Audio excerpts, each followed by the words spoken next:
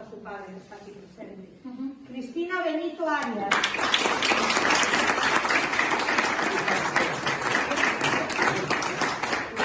Susana Ontivero García.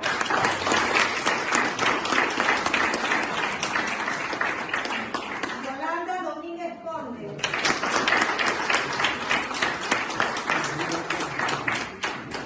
Flora Alonso Fernández.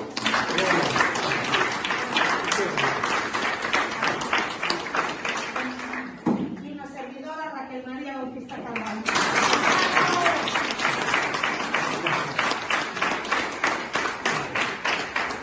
Muchas gracias a todas las que participasteis, a las que no pudisteis participar, yo con vosotras también, por problemas de agenda. Y que fue un verdadero placer hablar con todas vosotras y luego ver las conversaciones tan interesantes y vuestras historias y vuestras vivencias. Yo creo que podéis estar muy tranquilas, o sea, yo, lo que fue más complicado del proyecto del documental fue que teníamos como varias horas de grabaciones y hubo que cortar y dejar fuera partes, bueno, pues seleccionando lo que me parecía más significativo, eso es subjetivo.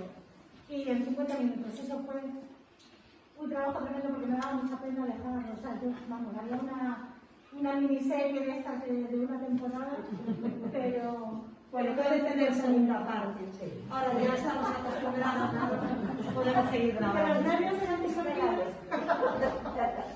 Los nervios eran compartidos porque, vamos, yo no sabía que tenía estar nerviosa delante de la cámara, pero yo también estaba porque era mi primera vez que hacía una serie de entrevistas así. O sea que la experiencia es mutua. Y nada, muchas gracias. Yo creo que están representadas todas.